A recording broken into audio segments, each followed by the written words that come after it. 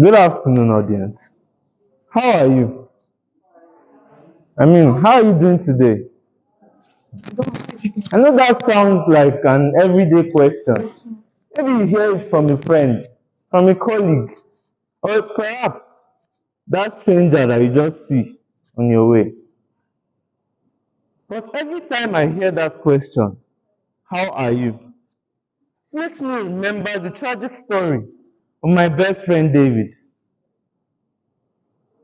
I can never forget that day. It was the 6th of September 2014. I was a young boy. I just stepped to the blue and white walls of the prestigious King's College Lagos. I was excited because I had heard stories of boarding school life, of adventure, of freedom. Freedom from the watchful eyes of parents. Because after all, I had lived in my father's house all along. But as I waved my parents goodbye that day, the sinking realization began to grow. And it grew and grew until I reached back to my dormitory, where I broke down in tears. Why, you may ask? I realized that for the first time in my life, I did not know anyone. I did not know anywhere. I was totally and utterly alone. But then came David, confident and sure David. He was my bunkmate. He saw me in tears and he consoled me. He told me, guy, everything is going to be alright. Everything will be fine. Like I was, I had no choice but to break into laughter. I even thought that he was a senior, but it turned out he was a first year just like me.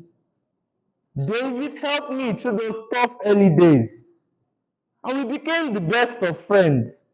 We became closer than even brothers. In David, I had found a true friend. And now that I think of it, the only true friend I had in secondary school. They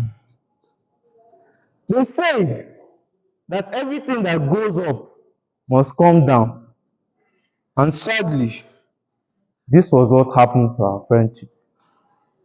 In our third year in school, David received a very terrible news from his father. His mother had passed away.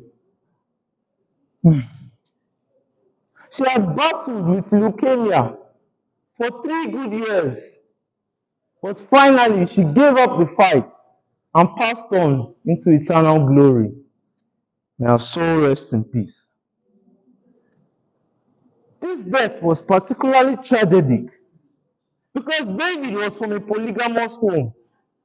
His father had 3 wives and 10 children. And worst of all, David was the only child of his mother. So her death meant that he had lost the only person that truly loved him and cared for him in his family. This tragedy hit David hard. He became withdrawn. He became depressed. He was formerly the class clown, the life of the party. But David became withdrawn. He no longer played like he used to. He no longer made those funny jokes that were the life of the class. But as his brother, I felt his pain. Like, how could I not?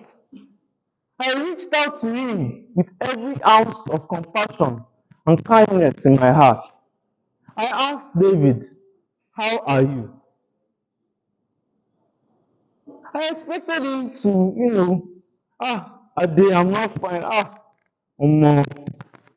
But no, David replied the way most of you replied today. I am fine, Ade. I'm fine. Seriously, I'm okay. And every time I asked David, how are you? He replied the same way. I am fine. Friends, every day in life, we go through painful experiences. It could be the death of a loved one. It could be heartbreak from a heartthrob, or perhaps shege from LIDC. And these experiences threaten to take away all the joy and all the happiness that we find in life.